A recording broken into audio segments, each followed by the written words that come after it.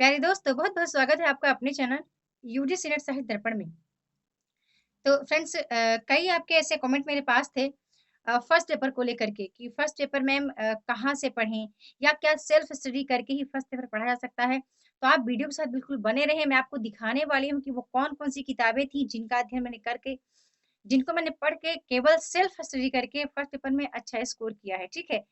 और एक चीज़ और कह दूँगी, बताऊँगी यहीं पर कि आपके लिए किसमें ज़्यादा स्कोर करना ज़्यादा इम्पोर्टेंट है ना? कितना पढ़ना इम्पोर्टेंट है, ये भी बताऊँगी।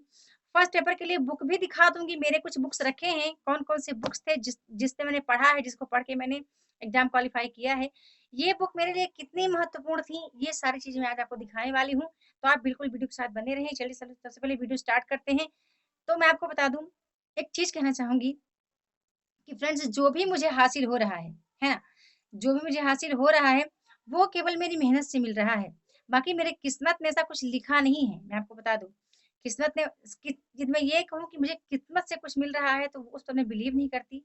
मैं केवल इतना जानती हूँ कि मेहनत जितना मैं कर रही हूँ, उतना ही मैं हासिल कर रही हूँ, ठीक है? तो सबसे पहले मैं आपको बता दूँ, मेरे पास पुस्तकें थी जब मैंने प्रिपरेशन स्टार्ट किया, तो मेरे पास एक पुस्तक थी ये ट्रूमैन की, ठीक है? बड़े ध्यान से वीडियो को देखिएगा, ठीक है? एक ट्रूमैन की थी ये पुस्तक मेरे पास, इसको मैंने पढ़ा। इसमें कुछ चीज़ें थी डाउट में थी, मुझे ज़्यादा मेरे समझ में नहीं आ रही थी। ट्रूमैन को पढ़ने के बाद मैंने क्या किया कि इसका जो इंग्लिश वर्ज़न है, देखो इंग्लिश वर्ज़न बहुत अच्छा दिया गया है, ठीक है? इंग्लिश वर्ज़न किसका है? ऑक्सफोर्ड का। ये भी यूजीसी नेट का, ये देखो फर्स्ट पेपर ही है, ठीक है? ऑक्सफोर्ड का है। अब पता नहीं उल्टा दिख रहा है कि सीधा दिख रहा है, बाकी मिरर में मुझे तो उल्टा ही दिख रहा है, अब बाकी आपको सीधा दिखता होगा, है ना? तो ये है इसका फर्स्ट पेपर ट्रूमैन का इंग्लिश वर्ज़न है। इसमें एक बात क्या है, क्या ख़ासियत है, क्योंकि आपको पता है जो नेट का पेपर है वो ये फर्स्ट पेपर है, इंग्लिश की जो शब्दावली है फ्रेंड्स वो बहुत ज़्यादा समझ में आती है, ठीक है? हिंदी के शब्द कुछ डिफ़िकल्ट हो सकते हैं, लेकिन इंग्लिश के डिफ़िकल्ट नहीं होंगे, क्योंकि जो अभी प्रतिदर्श हो गया, प्रतिचयन हो गया या ये हो गया कि जैसे कुछ रिसर्च को लेकर कुछ ऐसे ऐसी शब्दावली है जहाँ आपको चीज़ें समझ में नहीं आती हैं, तो यदि इंग्लिश का शब्द जितना ज़्यादा पकड़ोगे इसमें फर्स्ट पेपर में, उतना ज़्यादा सही रहेगा। तो यहाँ से बहुत सारी चीज़ें मेरी डाउट क्लियर हुए थे, है ना? जैसे इकाई 6 में जो हमारा रीज़निंग था, लॉजिकल रीज़निंग, वहाँ से कुछ चीज़ें थी हेतु ये वाले जो टॉपिक थे, वो मुझे ढंग से समझ में नहीं आए, लेकिन जब उसका थोड़ा-सा मैंने इंग्लिश वर्ज़न देखा था, इसके बाद मुझे उसका हिंदी काफ़ी अच्छा समझ में आ गया था, है ना? इसके बाद ये पुस्तक तो मेरे पास थी ही, मुझे जो हायर एजुकेशन पढ़ना था, हायर के लिए मैंने ये दृष्टि पब्लिकेशन लिया। दृष्टि पब्लिकेशन में मुझे ये देखने को मिला, कुछ मित्र मैंने बताया कि आप उसको ले लीजिए, उसने काफ़ी अच्छा दिया गया, तो मैंने इसको लिया। इसमें मुझे क्या था कि इन दोनों में मैं शब्दावली चेक कर रही थी कि किसमें ज़्यादा सरल शब्द है, किसमें कठिन शब्द है। तो इसको लेने के बाद मेरे काफ़ी सारे डाउट क्लियर हो चुके थे, क्योंकि मेरे पास 4 पुस्तकें आ चुकी थी अब फर्स्ट पेपर के लिए, और पढ़ना मुझे एक ही था अच्छे से। लेकिन सबको मैं देखती थी, उसके पीछे का पीवाईक्यू सॉल्व करती थी। सॉल्व करने से ये था कि मेरा कांसेप्ट कितना क्लियर था वो मुझे पता चलता था, क्योंकि इसमें कुछ जो आंसर थे गलत होते थे, तो जो कांसेप्ट क्लियर रहता था, तो वो मैं देख लिया करती थी कि नहीं इसमें ये गलत दिया गया है ना? तो मतलब खुद को बहुत कुछ निखारा मैंने इन इन पुस्तकों के माध्यम से। थोड़ा बहुत क्लासेस देख लिया करती थी, जैसे क्लास देखती थी डाटा इंटरप्रिटेशन डीआई के कई क्लासेस मैंने देखे थे, और मेरे पास एक अरिहंत की भी थी, लेकिन मैंने इसको फ्रेंड्स ज़्यादा पढ़ा नहीं था, ठीक है? अरिहंत की पुस्तक मेरे पास थी, पर इसको मैंने पढ़ा नहीं। इतने ही काफ़ी थे मेरे पास पढ़ने के लिए। तो ये पुस्तकें हो गई, 3-4 पुस्तकें थी। साथ ही साथ मैंने यूथ कॉम्पिटिशन को भी लिया था फर्स्ट पेपर के लिए, अ, उसका पीवाई सॉल्व करने के लिए, क्योंकि उसने सॉल्व बहुत अच्छा दिया था, तो वो चीज़ मैंने ली थी। इतना मेरे साथ था, और ये किताबें ही हैं जो कि फर्स्ट पेपर में मुझे काफ़ी मोटिवेशन मिलता है इन किताबों के माध्यम से। तो अब उम्मीद करती हूँ कि आपको बात समझ में आ गई होगी, है ना? बेशक आप एक ही किताब रखें, लेकिन उसका अध्ययन आपको सरल से सरल शब्दावली में कर लेना है, ठीक है? यदि आपके पास टीएस मदान है, सॉरी केवीएस मदान, कई लोग ऐसे मित्र हैं जो कहते हैं कि मैं मेरे पास केवीएस मदान की पुस्तक है, वो भी काफ़ी अच्छी है, बहुत अच्छी है। फ़र्क इतना है, थोड़ा-सा प्रश्नोत्तरी में वहाँ भी डाउट है फ्रेंड्स। तो आप उसका मैंने पीडीएफ देखा है, मेरे पास पुस्तक नहीं है, उसका पीडीएफ मैंने देखा था टेलीग्राम पर, तो मैंने देखा तो अच्छी पुस्तक है। यदि आपके पास वो है तो भी काम चलेगा। अच्छा, कुछ मित्र कह रहे थे कि मैम कुमार भरत का जो वीडियोज़ आता है फर्स्ट पेपर के लिए, क्या उतना देख लेने से एग्ज़ाम क्वालीफाई हो सकता है? तो मैं ये कहूँगी फ्रेंड्स कि वीडियोज़ आप देखो, ठीक है देखो आप, लेकिन जितना आपको किताबों से मिलेगा ना, उतना वीडियो से नहीं मिलेगा, मैं आपको सच बता दूँ। वही टॉपिक यदि आपने वीडियो देखा है, तो उसी टॉपिक को आप किताब उठा के एक बार देख लो। वीडियो जैसे आपने देखा, बात समझ में आई कि नहीं आई, तब भी आप एक बार किताब को उठाओ और उस टॉपिक को देखो, कि कैसा दिया है, उन्होंने क्या समझाया था। तो चीज़ें काफ़ी क्लियर होती चली जाएँगी।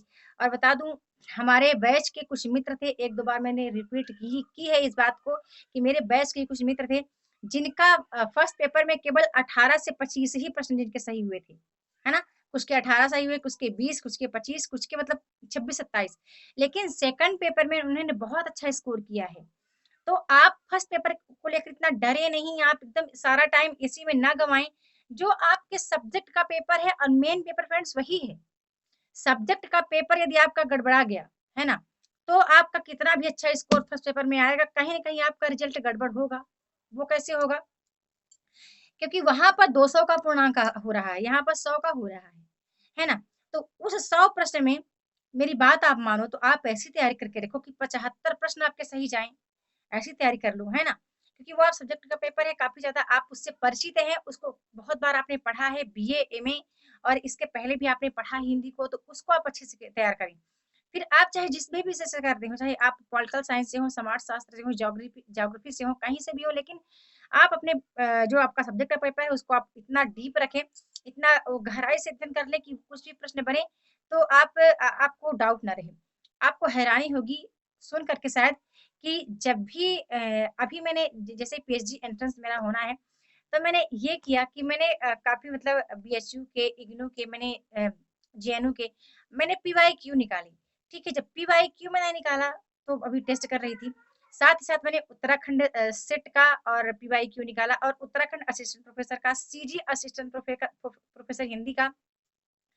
फिर वहीं पर उत्तर प्रदेश के मतलब 8-10 पेपर मैंने सॉल्व किए असिस्टेंट प्रोफ़ेसर हिंदी के ही। डाइट प्रवक्ता के मैंने असिस्टेंट प्रोफ़ेसर हिंदी के ही किए और 2-3 पेपर कहाँ के थे? हाँ, छत्तीसगढ़ के थे छत्तीसगढ़ के मैंने सॉल्व किए। तो मैंने ये पाया कि नेट के दौरान जितना मैंने पढ़ा था ना, उससे अलग कुछ नहीं है। उससे हट के कुछ भी प्रश्न नहीं था और प्रश्न इतने ईज़ी आते हैं कि फिर मुझे लगता है कि फ्रेंड्स ये मतलब अभी मैं एक मौके की तलाश में हूँ कि मुझे एक मौका चाहिए कि जहाँ पर मैं खुद को प्रूव कर सकूँ।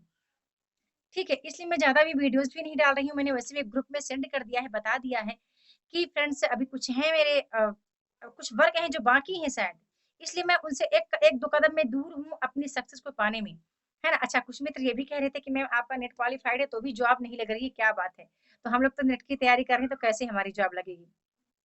आप डरे नहीं, आप अच्छे से तैयारी करते चले जाएँ। जितना मतलब मैंने कहा है वीडियो में पिछली वीडियो में कि जितना आप यहाँ स खर्च करोगे, जितना आप दोगे, जितना आप इन्वेस्ट करोगे, उतना ही आपको मिलेगा फ्रेंड्स, है ना?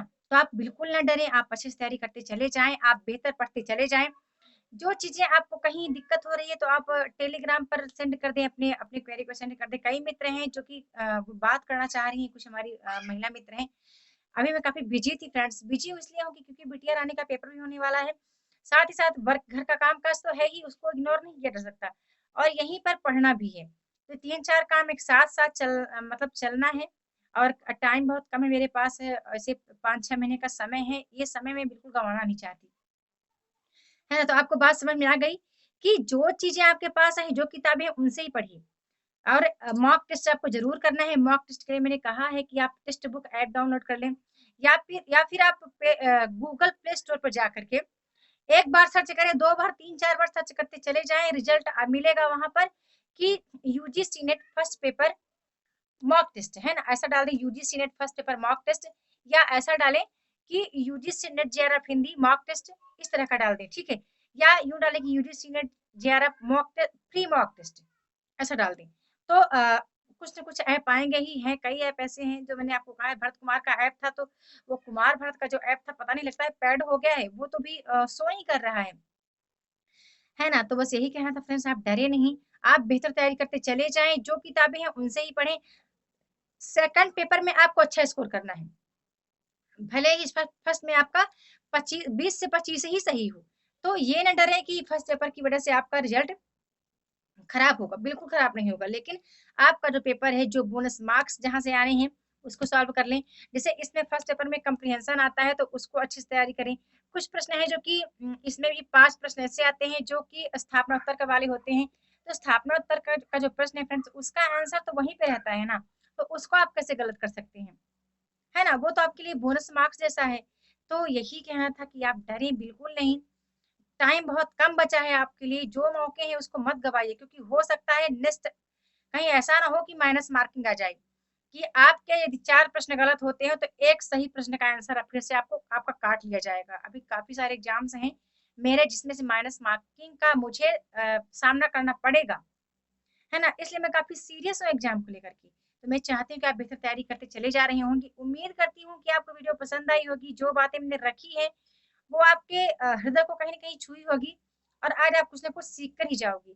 तो बस इतना ही, मिलते हैं अगले वीडियो में, तब तक के लिए बहुत-बहुत धन्यवाद, है ना? और डरे नहीं फ्रेंड्स, एक बार मैं फिर कह रही हूँ, कई मित्र जो कहते हैं मुझे बहुत डर लगता है एग्ज़ाम से, तो एग्ज़ाम से आपको नहीं डरना है, इसका सामना करना है। और देखो है ना, कहते हैं ना कि डर के आगे जीत है। जिस दिन आपके पास ये सर्टिफ़िकेट होगा यूजीसी नेट का, बहुत सारे रास्ते आपको स्वयं नज़र आएँगे। फिर आपको नहीं लगेगा कि पीएचडी करें कि क्या करें, कि ये करें कि वो करें। आप सारे रास्ते खुद ही ढूँढ लोगे, है ना? तो जो सामने है पहले उसको फाइट करो। ठीक है, बहुत-बहुत धन्यवाद।